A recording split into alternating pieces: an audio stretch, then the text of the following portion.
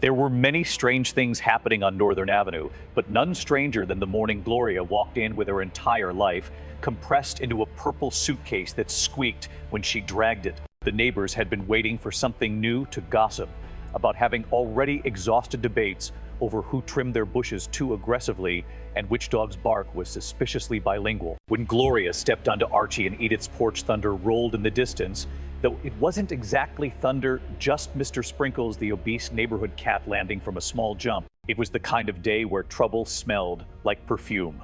Archie was sitting in his chair, reading a newspaper he didn't fully trust. "There's trouble in the local economy," he muttered, though he'd been saying this since 1965. Edith hummed cheerfully in the kitchen, flipping pancakes shaped vaguely like states from the Midwest. When Gloria knocked, the house itself seemed to freeze, as if bracing for an inspection. Edith opened the door and gasped. "Gloria, why, dear? You look tired." "I'm not tired," Gloria said. "Just emotionally jet-lagged." The neighbor's curtains fluttered suspiciously. On Northern Avenue, curtains had more gossip output than most humans. When the suitcase wheeled inside, Archie stared at it as though it had paid taxes poorly. "You're staying?" he asked, voice flat. "Just until things calm down." When, if things ever calmed down, he demanded, but his voice was softer than the sentence deserved. Stephanie peeked from behind the hallway with eyes that contained galaxies of worry and hope compacted into a child-sized heartbeat. She studied Gloria the way a scientist studies suspicious chemicals. Gloria knelt, smiling gently. "Hey, I hear you like humming." "Only when I feel safe," Stephanie whispered. Archie felt something warm and uncomfortable land in his chest at that moment and coughed loudly to disguise it. The day unfolded like a sitcom written by a meteorologist, unstable weather of emotions, laughter, and subtle doom. Edith made tea, spooning sugar into cups as if administering therapy. "Just until you get back on your feet," Edith reassured. "My feet are the part that's unstable," Gloria sighed. Meanwhile, the neighbors pretended to casually pass by the front of the house, repeatedly walking their dogs, except some did not own dogs and one had borrowed a dog from someone else, simply to get closer to gossip access. Inside, Gloria explained she'd left her husband Floyd again and didn't know when he'd find stable employment, affection, or memory. "He means well," she insisted. "So does mold," Archie countered. "Doesn't mean you keep it." Stephanie watched from the couch, hugging a pillow so tightly it squeaked. The television played a soap opera about dramatic people making bad decisions in beautiful kitchens. The irony was aggressive. That evening, Archie retreated to the local bar, a dimly lit sanctuary where men made bold statements with absolutely no consequences. Harry polished glasses so intensely it could be declared cardio. Barney picked at a bowl of questionable peanuts. Boom Boom, the bar's intellectual and unofficial philosopher, stirred her drink slowly. "Gloria's back," Archie announced. The bar reacted like someone had declared the moon was moving neighborhoods. Back, Harry asked. "Back transitional," Archie replied. "How transitional?" Boom Boom asked, leaning forward. "Transitional like weather, or transitional like political promises? Transitional like she's got a suitcase," Archie sighed. "Suitcases are commitment," Barney declared solemnly. "Some people bring backpacks. That's temporary. Suitcases carry emotions folded between socks. She's got a kid to think about," Archie added, swiping peanut dust off the counter. "Oh yeah," Boom Boom nodded. "That little girl is a heart with legs." Archie's eyebrows looked offended at the metaphor. "She's fine. She looks like she's been carrying invisible luggage," Boom Boom added softly. "Humming is usually a coping mechanism." Humming, Harry frowned. "The only thing I hum is when I forget lyrics." "You forget everything," Barney added. "That's not humming. That's brain static." Meanwhile, Stephanie spent the evening staring at the stove light. It glowed warmly like a lighthouse guiding ships made of feelings. Edith noticed this and sat beside her, offering gentle silence. "Is your mom staying forever?" Stephanie finally asked. "Forever is a shape you draw as you go," Edith replied. "But she's here now." "Now is big enough," Stephanie whispered. The house sighed. Later that night, thunder rolled in earnest. Stephanie bolted to Archie, and Edith's room blanket wrapped around her like a safety manual. "Can I sleep here?" she asked, voice trembling. Archie grumbled. "Thunder's just loud air." "Loud air is still scary," she insisted. He sighed, lifting the blanket. "Fine, but don't kick me in your sleep." "I don't kick," she promised. She kicked. The next day, the school announced a talent showcase. Children buzzed like caffeinated bees. "I'm juggling," one boy declared.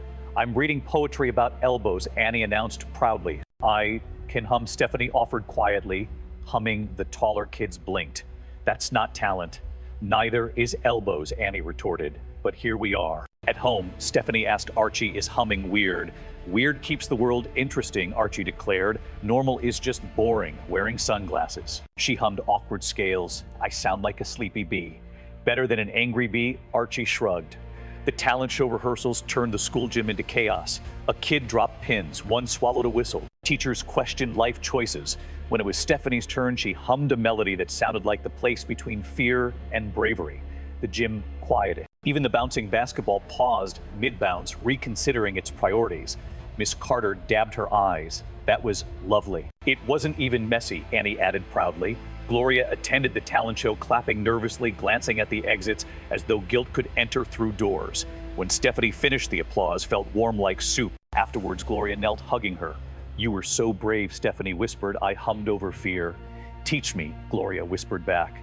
Sundays brought church, and church brought judgment disguised as casseroles. Edith wore her nicest hat. Archie wore his permanent grumpy expression. Parishioners whispered about Gloria's return her suitcase and the child who hummed storms away. People are loud when quiet, Edith muttered. People need hobbies, Archie countered. At home, thunder returned. Stephanie approached the window. Thunder is just clouds arguing, she whispered. She crawled into bed, but before she could fall asleep, she heard Gloria crying softly in the hallway. Stephanie padded out quietly, holding her stuffed sheep. You can borrow him, she offered. Gloria blinked. Why? He absorbed sad noise, Stephanie whispered. Gloria laughed and cried simultaneously, the emotional equivalent of stumbling gracefully. Days became weeks. Gloria tried to find a job collecting rejections like coupons. Stephanie continued humming through tests, homework, and cafeteria mysteries.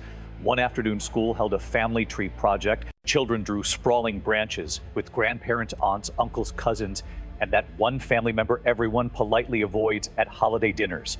Stephanie's tree had 3 figures herself, Edith, Archie. Miss Carter smiled sadly. Where's your mother in progress? Stephanie answered. When she presented, the classroom giggled, but Annie glared them silent. Trees don't decide their branches, she snapped. The teacher gave extra credit for bravery. Meanwhile, the neighbors escalated gossip. Mrs. Ferguson knocked, offering help disguised as interrogation. So she's staying, she asked. Temporarily, Archie replied. Temporarily like last time, temporarily like weather, he barked. She left defeated by metaphors. Wednesdays meant bar nights.